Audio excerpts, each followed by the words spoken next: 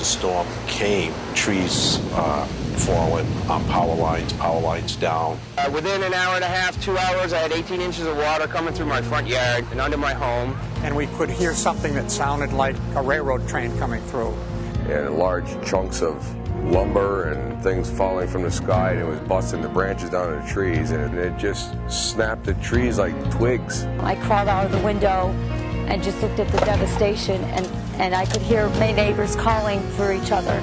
It was actually quite scary, not knowing what was going to happen next.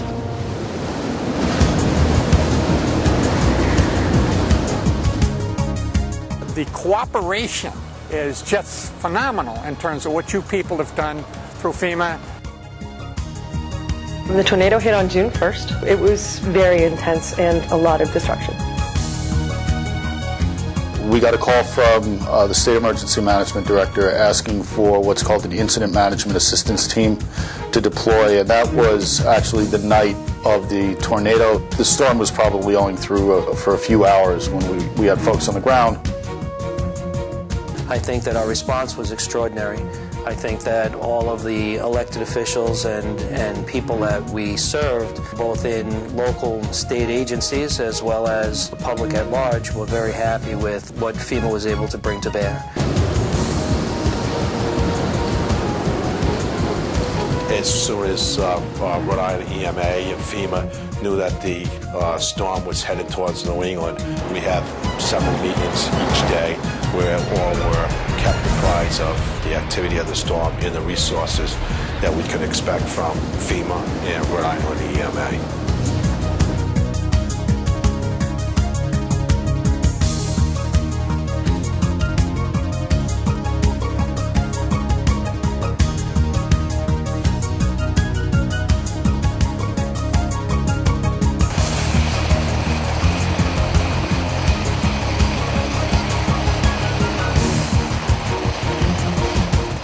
Well, it's important for us as a federal emergency management agency to be out in the field, to get real situational awareness, to be shoulder to shoulder with our state and local counterparts.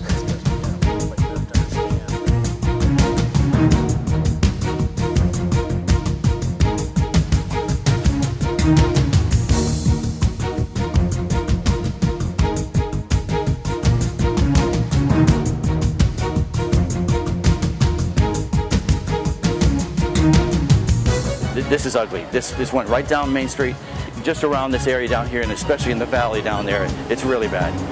A lot of homes lost, and it's just ugly.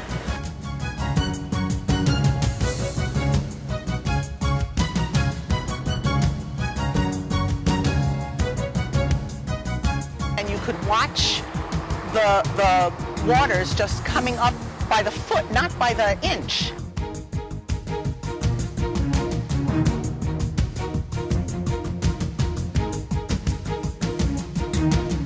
We put the incident command system in place. We utilize that here in town. Of course, this is much bigger than our routine calls and our day-to-day operations.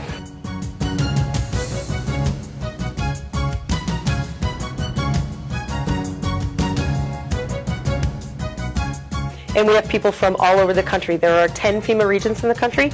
We have workers from 8 out of 10 regions. We have extraordinary people here, but we also have extraordinary people out in the field. We have extraordinary people in our disaster recovery centers, our DRCs. We have community relations teams who are out working with local communities to get our information out. We have public assistance teams out in the field. So we're very fortunate in being able to leverage an extraordinarily gifted and well-trained pool of talent. We've had floods, we've had tornadoes, we've had tropical storms. Our message has always been, and will continue to be prepared.